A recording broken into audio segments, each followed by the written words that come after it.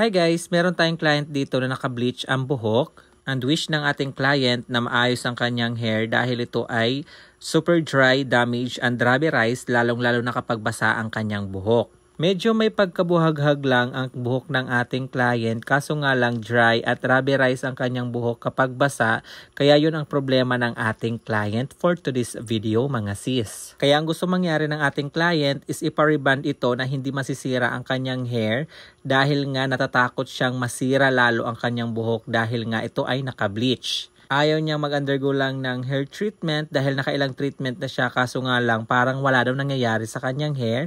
So ang gagawin natin ngayon ay i-rebond natin at gusto rin sana ng ating client na pakulayan ang kanyang buhok pero nag-recommend ako na i-rebond lang muna natin at hindi muna natin sasabayan ng hair color kasi baka lalong masira. Pag mga ganitong cases ng hair na super dry, damage, and bleach hair, hindi talaga ako nagre-recommend na sabayan ng hair color or isasabay ang hair color sa rebond dahil malaki talaga ang chance na lalo siyang masira or hindi ma-revive ang kanyang buhok. Mas nire-recommend ko na lang na to follow na lang yung hair color after siyang ma-rebond like after 3 months or mas maganda na pahabain na lang yung kanyang hair or pababain yung bleach, saka siya magpa-hair color para mas maging safe at hindi masira ang buhok niya.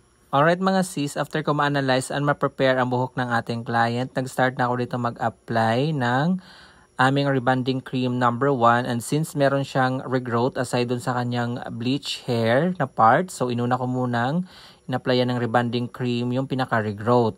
So, iba-process ko muna yung regrowth niya. Then, once na okay na, saka ko naman i-retouch yung bleach part ng buhok niya ng rebonding cream number 1. And after nga ma-process yung upper part or yung regrowth parts niya mga sis, sinunod ko naman yung bleach hair niya. Bali, alalay nga ako sa spray water dyan during application ng rebonding cream 1 sa bleach part.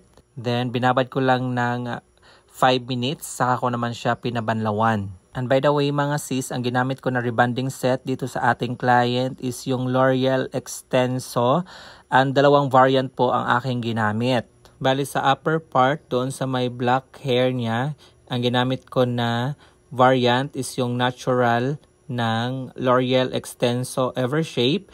Then sa bleach part naman, gumamit ako ng sensitized variant ng L'Oreal Extenso Evershape. And after nga ma-process ng rebonding cream 1 yung ating client's hair, pinabanlawan na natin. So ito na yung buhok niya. Then after nito ay binilino dry. So ito yung buhok ng ating client after natin siyang mapatuyo. So as you can see, super straight na siya dito. Then mukhang healthy siya tingnan. Walang karabi-rabi-rise and hindi rin siya na-damage. After that, in-iron namin and ito naman ang buhok ng aming client after namin siyang ma-hair iron. Bali, ang ginamit ko na heat temperature dyan is 160 degrees Celsius. Sobrang baba lang ng heat temperature yung ginamit namin dahil straight naman ang kanyang hair at lutong-luto na talaga yung buhok niya. And after that, follow naman natin i-apply yung kanyang neutralizing cream. Then yung neutralizing cream ay ibababad natin for about 20 minutes. After 20 minutes, i-rinse out natin. Then, next natin i-apply yung kanyang hair treatment. So ngayon, nabanlaw na natin yung neutralizing cream. Then i-apply na rin po natin yung kanyang treatment. Bali, yung ginamit namin na treatment dito is hair botox treatment.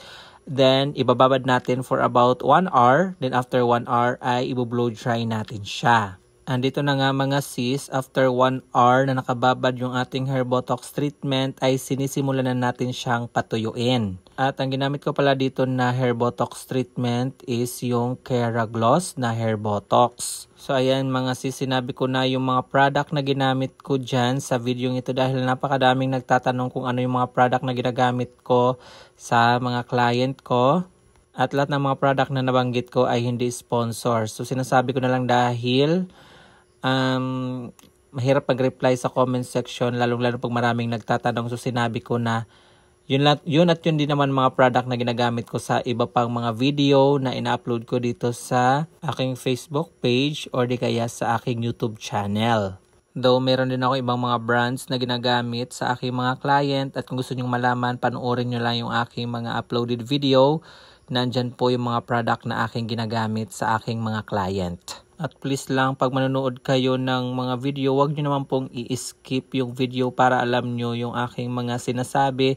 Dahil kahit sabihin ko yung mga product dito, meron pa rin magtatanong kung ano mga product yung ginagamit ko na paghahalata ang hindi nanonood ng video. Charis. At sa mga nagtatanong naman kung saan ang location ng salon namin, located po kami dito sa Barangay Poblacion, Rosario, Cavite. Ang landmark po ng aming salon ay harap po kami ng Rosario Town Plaza. Katabi namin ang Frank's Burger at hilera namin ang Mercury Drug. At ang pangalan ng aming salon ay Gandang Chading Salon and Spa. At para sa iba pang mga katanungan, mag-message kayo sa aming Facebook page. So ayun na nga mga sis, makikita nyo naman dito habang binoblow dry na natin yung buhok ng ating client. Healthy na siya tingnan, hindi na siya rubberized, and hindi rin siya damaged. So panoorin naman natin yung kanyang final result at syempre yung ating after wash result and ating client's feedback. There you have it mga sis, ito na yung final result after the last iron na ginawa natin sa buhok ng ating client. So as you can see, slick na siya tingnan, straight, makintab, and malambot. At the same time, wala akong nakikitang sign of damages sa kanyang hair as per our client wish, Charis. So, panoorin naman natin yung ating client's feedback and after wash result na sinend sa atin kung ganun pa rin kaganda yung hair niya kahit na napaliguan na. And this is our client's feedback mga sis. Actually late na rin nag-update yung ating client at mahaba-habang feedback po yan. So i-post nyo lang yung video para mabasa nyo yung ating client's feedback. At ito yung video na sinend sa atin ng ating client na napaliguan na yung kanyang buhok. Talagang napawaw ako sa result ng kanyang hair kahit na 2 beses niya na yung naliguan. At partida, nabasa pa daw yan ng ulan nung lumabas siya dito sa salon dahil umuulan that time. Pero still, maganda pa rin yung kanyang hair kahit na napaliguan na at naulanan yung kanyang buhok. So ayan, natupad na yung wish ni madam na maayos ang kanyang buhok. At the same time, hindi nasira ang kanyang hair kahit na niriband natin na merong bleach ang kanyang buhok. And that's it for today's video hair transformation. What do you think mga sis? Comment your thought below. And thank you for watching. And don't forget to like and share this video and follow our page Chading. And subscribe to my YouTube channel Chading. And this is Chading saying have a great hair day always mga sis love. Until our next video. Bye!